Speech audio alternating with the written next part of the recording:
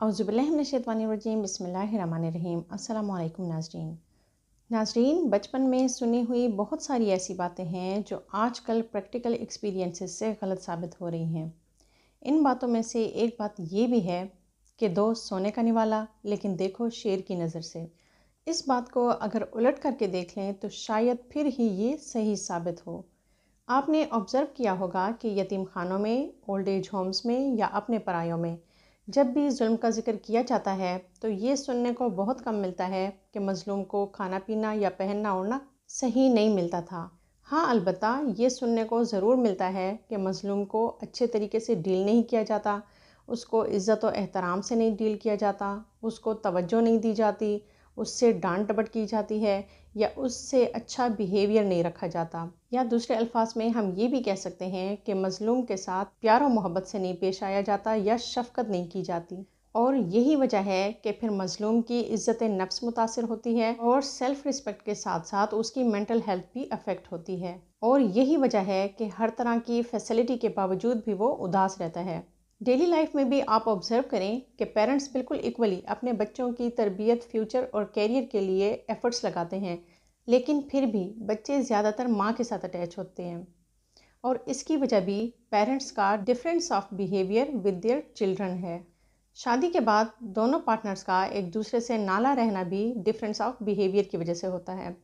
हालांकि आप अच्छी तरह जानते हैं कि शादी के बाद दोनों पार्टनर्स को पहले से ज़्यादा फैसिलिटीज़ और मराआत हासिल होती हैं। और ये तो हम सभी जानते हैं कि बुरे बिहेवियर से या इंसल्टिंग बिहेवियर से मिलने वाली हर चीज़ को हम रिजेक्ट करते हैं। और उसके पीछे ज़मीर नामी एक चीज़ है। हम सबके अंदर ज़मीर मौजूद है और ज़मीर में ये खासियत है कि वो इंसल्टिंग बिहेवियर से मिलने वाली हर चीज़ को रिजेक्ट करता है। अगर ज़मीर ना होता तो हर शख्स बेइज्जती के तमाम तरीके अपनाकर अपने लिए दौलत इकट्ठी करता। इसी ज़मीर की वजह से लोग अनथक मेहनत करते हैं और बाइज्जत तरीके से रोज़ी कमाने को प्रेफर करते हैं।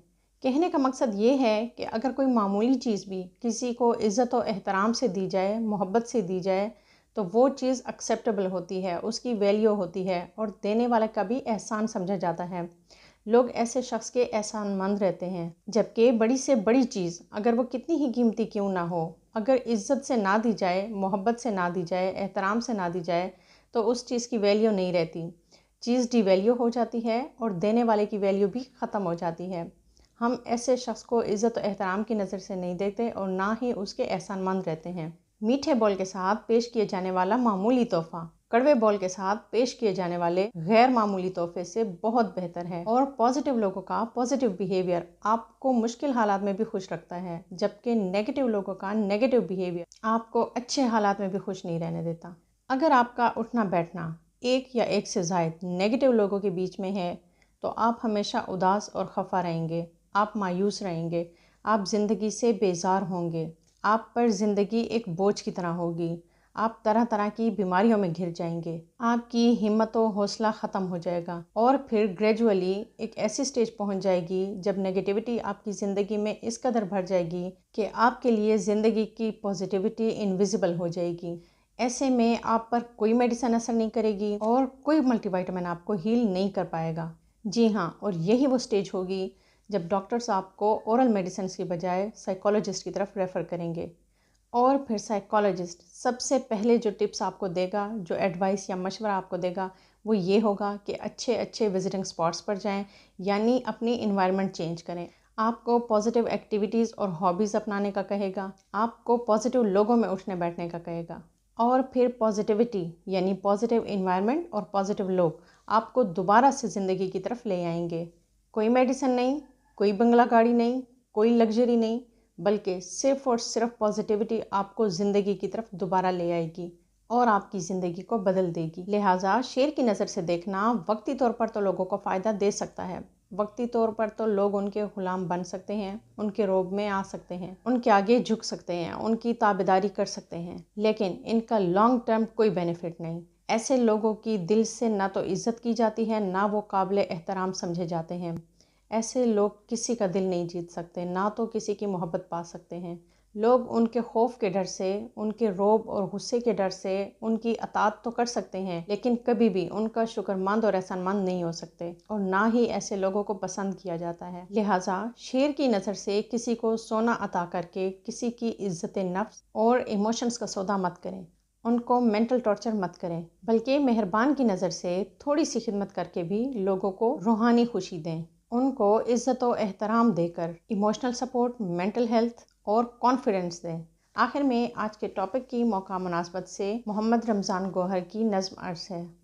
ویران سی سڑک پر بیمار ایک پڑا تھا، شدت سے درد کی وہ بے حال ہو رہا تھا، آنکھوں کے سامنے تھا مایوسیوں کا سایہ، مجبور اور پریشاں، بیزار و بے سہارا۔ ناگاہ ایک راہی اس راستے سے گزرا، اس نے قریب سے جو بیمار ایک دیکھا، گھوڑے سے وہ اتر کر اس کے قریب آیا، غربت جو اس کی دیکھی کچھ اس کو دینا چاہا، سونا تھما کے اس کو خود ہو گیا روانہ، سونا تھما کے اس کو خود ہو گیا روانہ۔ جانے کے بعد اس کے بیمار نے یہ سوچا، جانے کے بعد اس کے بیمار نے یہ سوچا، کیا خوب آدمی تھا، دل کی نہ بات سمجھا، حالت نہ میری پوچھی، دو پل نہ پاس بیٹھا، حالت نہ میری پوچھی، دو پل نہ پاس بیٹھا، دل میں کہا کہ آخر بیکار ہے یہ سونا۔ 2-4 ساعتوں میں ایک اور شخص گزرا، تھا وہ غریب لیکن اس کے قریب بیٹھا، الفت بھری ادا سے دکھ درد اس کا بانٹا، اس کو دوا پلائی، کھانا اسے کھلایا، بستر بچھا کے اپنا بیمار کو لٹایا، بیمار آدمی نے دل کا قرار پایا، بیمار آدمی نے دل کا قرار پایا۔ لیکن وہ پہلا راہی جو سونا دے گیا تھا، ایک روز اتفاقاً پھر اس کے پاس آیا، گھوڑے سے پھر اتر کر اس کا مزاج پوچھا، بیمار پھر یہ بولا، ہے میرا حال اچھا، جو آپ نے دیا تھا لے لیجئے یہ سونا، جو آپ نے دیا تھا لے لیجئے یہ سونا، سونے سے لاکھ بہتر دکھ درد بانٹ لینا، تجھ سے غریب اچھا جو میرے کام آیا، تجھ سے غریب اچھا جو میرے کام آیا، ہے مال و زر سے بہتر، ہے مال و زر سے بہتر انسان کے کام آنا۔ تو یہیں پر میں اپنے پروگرام کا اختتام کرنا چاہوں گی کہ جہاں رہیں خوش رہیں، ڈو گڈ، ہیو گڈ، اللہ حافظ۔